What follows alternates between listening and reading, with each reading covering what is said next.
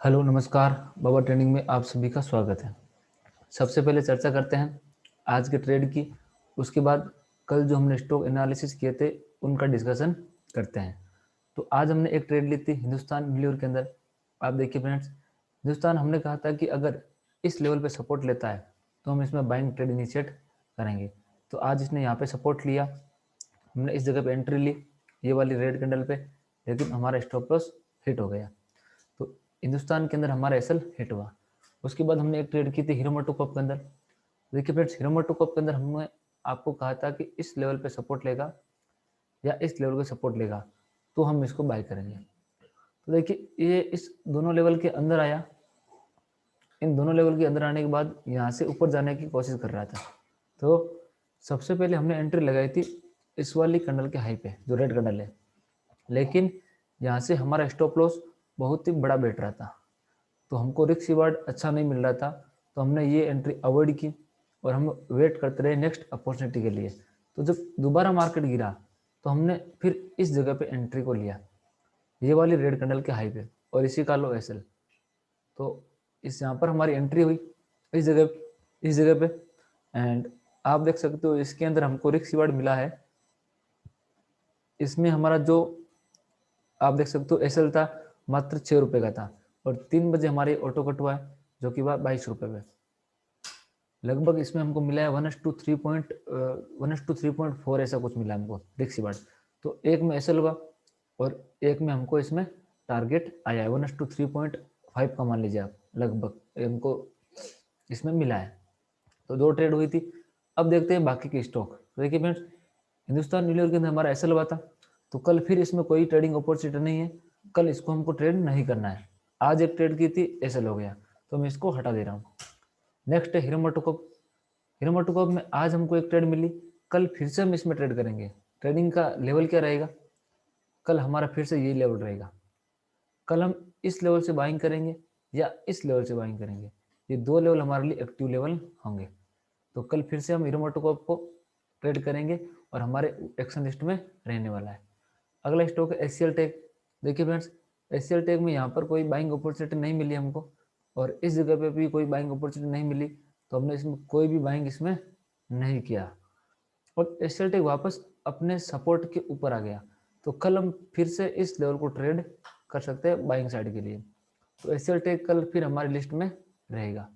अगला है ब्रिटानिया। देखिए ब्रिटानिया में आज 3 बजे ये यहाँ पे टच हुआ, तो 3 बजे हम ट्रेड करते नहीं है। कल ब्रिटानिया अगर इस लेवल को रिस्पेक्ट करता है वापस, तो हम इसमें ट्रेड जरूर करेंगे बाइंग साइड के लिए। ये ब्रिटानिया के लिए एक सपोर्ट लेवल हो सकता है। नेक्स्ट जो हमारा स्टॉक होगा वह रहेगा टीसीएस। तो टीसीएस में देखिए आज यहाँ पे सपोर्ट भी लिया हमारे लाइन पे, लेकिन इसने सपोर्ट लेने के बाद कोई बाइंग का मौका नहीं दिया, डायरेक्ट निकल गया।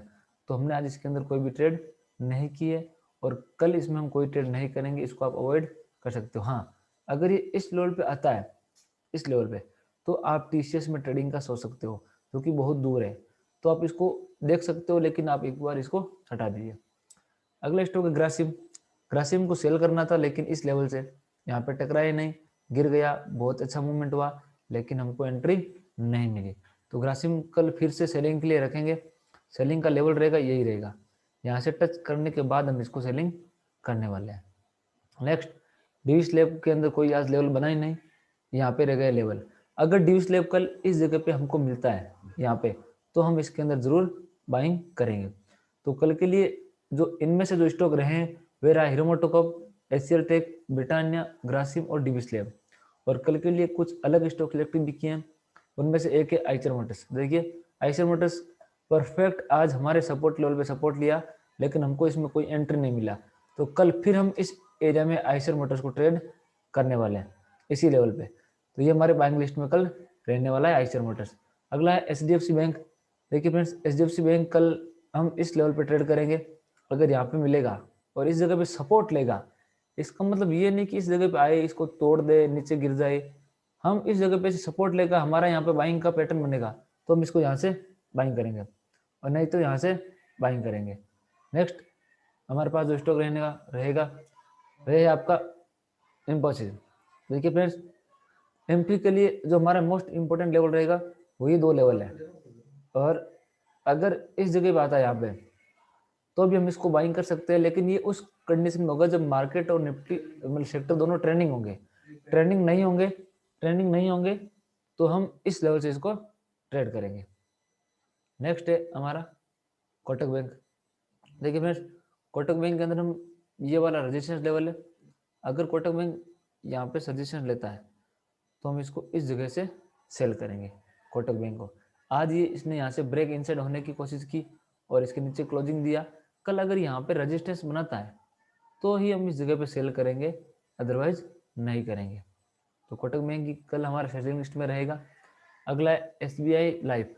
SBI लाइफ में ये एक नीचे सपोर्ट लेवल है, हम यहाँ से इसको बाइंग कर सकते हैं इस जगह से। ये पीछे का हिस्टोरिकल लेवल से लेवल लिए गए हैं।